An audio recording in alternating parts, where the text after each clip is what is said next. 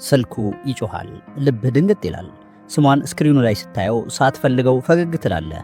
ስራህን ትተህ የምትበላውን አቁመ ወዲያውኑ ልትመልስላት ጣቶችን ታፋጥናለህ። ለምን? ምክንያቱም ከራስ በላይ ለሷ ትኩረት ሰጥተሃላ። ግን ምን መሰለ ስትልከው መልሱ ዝምታ ነው። ደቂቃዎች ወደ ሰዓታት ይቀየራሉ። ያ ሁሉ ጉጉትህ ወደ ጭንቀት፣ ከዚያም ወደ ብስጭት ይቀየራል። ወንድሜ እውነቱን እንነጋገር፣ ይህ ስሜት ሁላችንም አጋጥመዋል። እዚህ ዓለም ላይ ስንት ወንዶች ክብር የሌለውን ቴክስት እየተቀበሉ እሺ የምትመልሽልኝ መቼ ነው እያሉ ስልካቸውን ሲጠብቁ ይውላሉ። ግን ልንገርህ፣ ችግሩ እሷ ጋር አይደለም፣ ችግሩ አንተ ጋር ነው።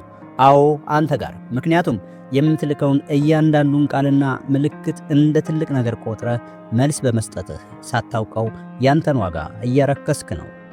ዛሬ የምንጫወተው ጨዋታ የፍቅር ብቻ አይደለም፣ የኃይል ሚዛን ጨዋታ ነው።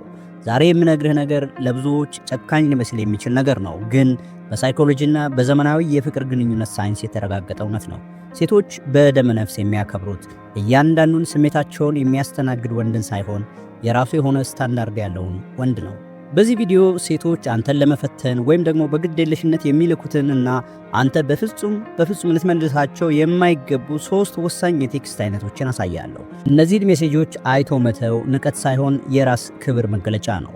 እስከ ቪዲዮ መጨረሻ ከቆየ እነዚህን መልእክቶች ችላ ካልካቸው በኋላ የሚፈጠረውን የማሳደድ ተአምር እንዴት እንደምትጠቀምበት አንድ ሚስጥራዊ ቦነስ ነጥብ እሰጥሃለሁ። ወደ ዋናው ጉዳይ እንግባ። የመጀመሪያውና ወንዶች በብዛት የምንወድቅበት ወጥመድ ይህ ነው። እስኪ አስበው።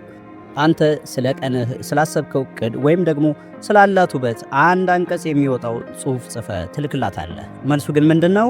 ኦኬ ወይም አሪፍ ወይም ደግሞ ባዶ የላይክ ምልክት ሊሆን ይችላል። ይሄ ምን ማለት እንደሆነ ታውቃለህ? ይህ በስነ ልቦና ጥናት ዘ ፕሪንሲፕል ኦፍ ሊስት ኢንትረስት ወይም ደግሞ ዝቅተኛ ፍላጎት ያለው ሰው የበላይነት ይባላል። በየትኛውም ግንኙነት ውስጥ ለግንኙነቱ መቀጠል አነስተኛ ጉጉት ወይም ደግሞ አነስተኛ ጥረት የሚያደርገው ሰው በዚያ ግንኙነት ላይ ሙሉ የበላይነት ይኖረዋል። አንተ ጉልበትን፣ ጊዜህንና የፈጠራ ችሎታህን ተጠቅመ ቴክስት ስታደርግላት፣ እሷ ግን በአውራ ጣቷ 1 ሰከንድ ባልሞላ ጊዜ ውስጥ የምትመልስ ከሆነ እዚያ ጋር ያለውን የኢንቨስትመንት ልዩነት እያሰፋ ነው። ብዙ ወንዶች እዚህ ጋር የሚሳሳቱት ያንን አጭር መልስ ሲያዩ ዝምታው እንዲፈጠር ተጨንቀው ወዲያውኑ ሌላ ጥያቄ ይጠይቃሉ። እና ታዲያ ዛሬ ምን ሰሪያለሽ? ምሳ በላሽ? እያሉ ንግግሩን በግዳጅ ለማስቀጠል ይሞክራሉ። ይህ ትልቅ ስህተት ነው። ለምን እንዲህ መመለስ እንደሌለበት ታውቃለህ? ሳይንቲስቱ ኢቫን ፓቭሎቭ ያረጋገጡት ክላሲካል ኮንዲሽኒንግ የሚባል ቲዎሪ አለ። አንድ ባህሪ በሽልማት ካበረታታኸው ያ ባህሪ ይቀጥላል። እሷ ላሳየችህ ድርቅ ያለና ዝም ብሎ ምላሽ አንተ ጉጉት የተሞላበት መልስ ከሰጠሃት ለአእምሮዋ ምን እየነገርካት እንደሆነ ታውቃለህ?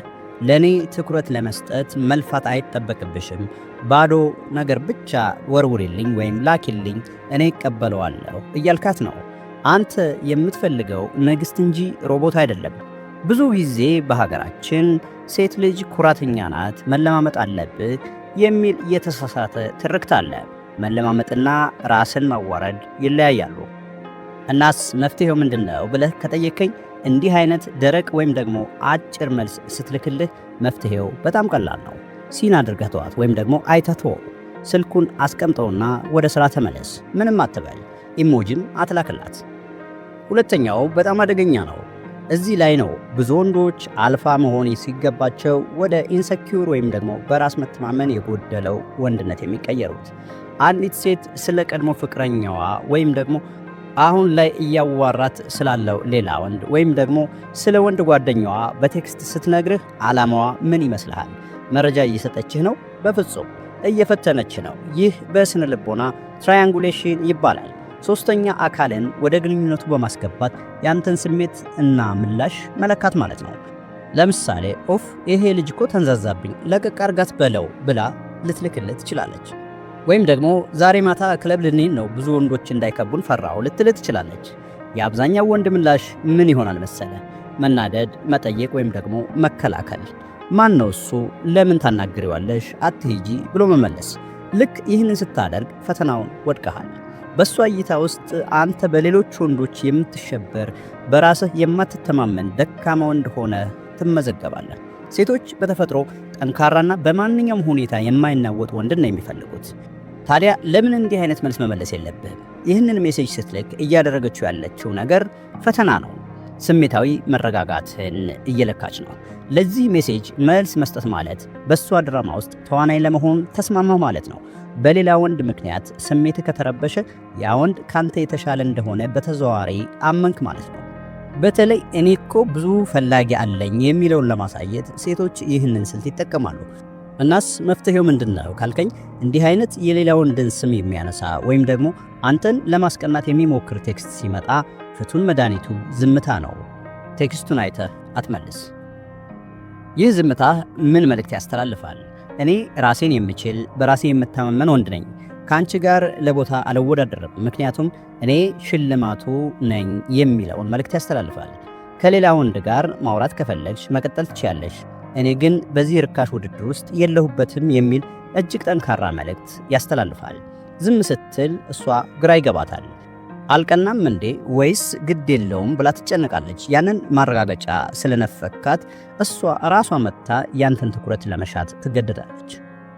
ሶስተኛውና ወሳኙ ነጥብ ይሄ ነው። ይህ የክብር ጉዳይ ነው። ወንድሜ ይህንን መልእክት ከመለስክላት ራስህ ላይ አደጋ እየፈጠርክ እንደሆነ ቁጠረው። ሁለት አይነት ሁኔታዎች አሉ። አንደኛው የመጠባበቂያ እቅድ ወይም ፕላን ቢ የሚባለው ሲሆን ቀኑን ሙሉ ወይም ደግሞ ሳምንቱን ሙሉ ቴክስት ስታደርግላት ድምፅ የላትም፣ ምንም አትመልስም። ልክ ቅዳሜ ማታ ወይም ደግሞ እሁድ ማታ የጠበቀችው ነገር ሳይሳካ ሲቀር ወይም ሲደብራት ምን እያደረክ ነው እንገናኝ ብላ ትልክላለች። ይህ ታስቦበት የመጣ ጥሪ ሊመስል ይችላል። ነገር ግን እውነቱ መሰልቸቴን አጥፋለኝ የሚል ጥሪ ነው። ሁለተኛው የመጨረሻ ሰዓት ስረዛ ነው። ቀጠሮ ይዛችሁ አንተ ተዘጋጅተህ ፕሮግራምህን አስተካክለህ ልትወጣ ስትል ምንም አይነት አሳማኝ ምክንያትና ሌላ አማራጭ ቀን ሳትሰጥህ ዛሬ ደብሮኛል አልወጣም ወይም ደግሞ እንግዳ መጣብኝ ብላ ትልክልሃለች። ታዲያ እንዲህ አይነቱ ቴክስት ሲደርስህ ለምን መመለስ እንደሌለብህ ልንገርህ። እዚህ ላይ ሳይንሱ የሚነግረን ስለ ኦፖርቹኒቲ ኮስት እና ስለ ስኬርሲቲ ቫሊዩ ነው። ያንተ ጊዜ ውድ ነው። አንተ ስራ አለህ፣ ራዕይ አለህ፣ ጓደኞች አሉ። እሷ በፈለገችው ሰዓት የምትጠራህና የምትሰርዝህ ከሆነ አንተ ግን ጠባቂ ወይም ደግሞ ስራ ፈት እንደሆንክ እየነገርካት ነው። ቀጠሮ ሰርዛ እሺ ችግር የለውም መች ይመችሻል ብለህ ከመለስክ የእሷን መጥፎ ባህሪ ሸለምከው ወይም አበረታታኸው ማለት ነው። በሚቀጥለውም እንደዚያ ታደርጋለች። ማታ ዘግይታ ስትልክልህ በደስታ ከመለስክ እኔ ላንቺ ሁሌም ክፍት ነኝ፣ ክብር ባይኖረኝም ችግር የለውም እያልክ ነው። ይህ በዘመናዊው የደካማ ወንዶች ባህል ውስጥ ትልቁ በሽታ ነው። ሴቶች ወሰን ያላቸውን ወንዶች ያከብራሉ። ወሰን የሌለው ወንድ ለነሱ አሰልቺ ነው።